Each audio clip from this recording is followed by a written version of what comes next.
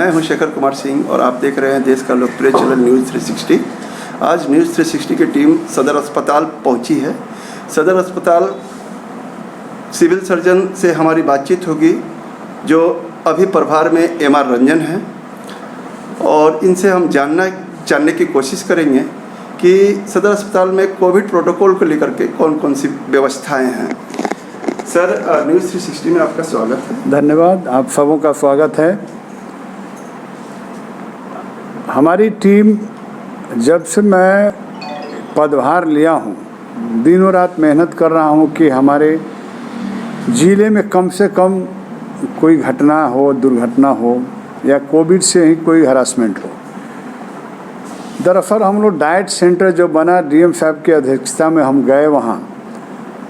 एक दिन तो परेशानियाँ हुई, पता नहीं चल पा रहा था कि क्या किया जाए, लेकिन आज के डेट में काफ़ी सिस्टमेटिक तरीक़ा से हमारा डाइट सेंटर जो महादेवा में स्थित है चल रहा है और लोगों को लाभ भी मिल रहा है।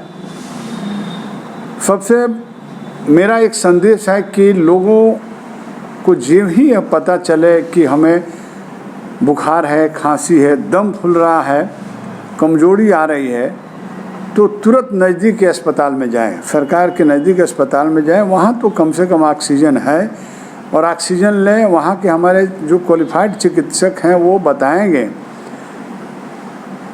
कि कैसे रहना है, दिनचर्या के बारे में बताने के साथ साथ इलाज भी करेंगे।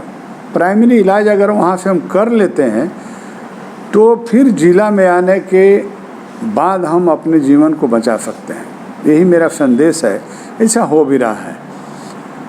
मरीजों को खाने की व्यवस्था है, पानी की व्यवस्था है। डाइट सेंटर हमारा 2 सेंटर चल रहा है, महाराजगंज में और डाइट जो है यहाँ बबुनिया मोड़ में है। दोनों में 100 बेड है। आपको बता दूं मैं कि यहाँ डाइट मेरा 100 में 100 हमेशा फुल रहता है, लेकिन आज के डेट में अभी करीब 15-20 खाली है, यानी कि हमारे 20-25 मरीज अच्छे होकर चले गए। हमारी सोच यही है कि मेरा बेड ज़्यादा से ज़्यादा खाली रहे। इट मीन्स कि मरीज हमारा ठीक होकर चला गया, तो हमें खुशी है। मेरा प्रयास यही है।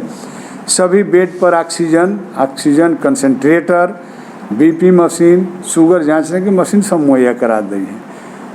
बीच में कुछ स्टाफ की कमी थी, जो मैं आज ही सभी को करीब 14 ANM पुनः 4 4th ग्रेड कर्मचारी, 3 फार्मासिस्ट और 3 हमारे लिपिक को वहाँ पदस्थापित मैं कर दिया हूँ। कल से वो काम करेंगे ताकि मेरा काम और सुचारू रूप से चले।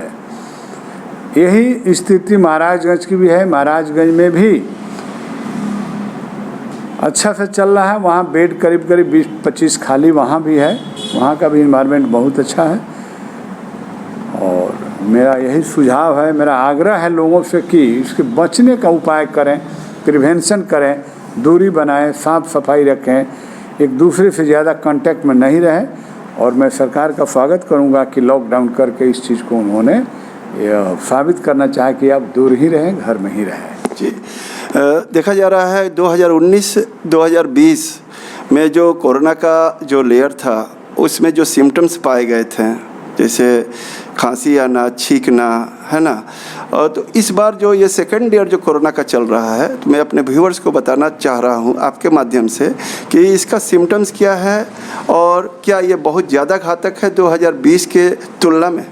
बिल्कुल, ये 2020 के तुलना में इतनी जल्दी से ये घातक है, इतना तेज़ी से हमारे लंग्स में जाकर और तुरंत वहाँ अपना कर्मात दिखाता है और निमोनिया डेवलप करता है, जिससे सांस लेने में परेशानी होती है और मरीज को 24 से 36 घंटे में ही दम तोड़ देना पड़ता है।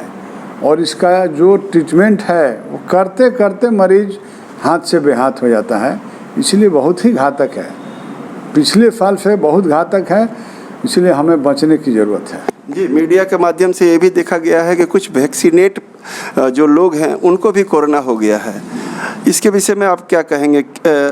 आज जी बिल्कुल हुआ है। उसका वैक्सीन क्या है? एक एंटीजन है, बाहर की चीज़ है, बॉडी में जाने के बाद कुछ रिएक्शन करता है। लेकिन एक चीज़ आप जान लें कि जिसको वैक्सीनेशन हुआ है वह कतई वह अंतिम कहने का मतलब वो मरेगा नहीं। उसको पॉजिटिव होगा लेकिन अटैक करेगा वायरस, लेकिन उसको जान लेगा नहीं और सिम्टम डेवलप करेगा। उस सिम्टम को हम दवाइयाँ से ठीक कर रहे हैं और ठीक हो जा रहा है।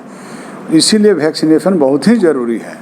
जी, केंद्र सरकार के द्वारा और राज्य सरकार के द्वारा ये पहल हो रही है कि 18 साल से की उम्र के बच्चों को भी मतलब को टीका लगाना ज़रूरी है। तो अभी सिवान में ये कब से शुरुआत होगी? हम लोगों को खबर तो आई है, लेकिन रिटर्न कोई वो नहीं आया है उस तरफ से, उसका गाइडलाइन अभी नहीं आया है। लेकिन बाकी VC माध्यम से और सब माध्यम जो गवर्नमेंट का, उससे हम लोगों को न्यूज़ मिल चुका है और ये आश्वासन मिल रहा है कि 1 सप्ताह के अंदर में ये भी चालू हो जाएगा, जबकि 1 तारीख से रजिस्ट्रेशन कराना था। तो हम इंतज़ार कर रहे हैं कि ये हो जाए। अगर सरकार ये चालू कर देती है तो बहुत ही अच्छा होगा हमारे समाज के लिए।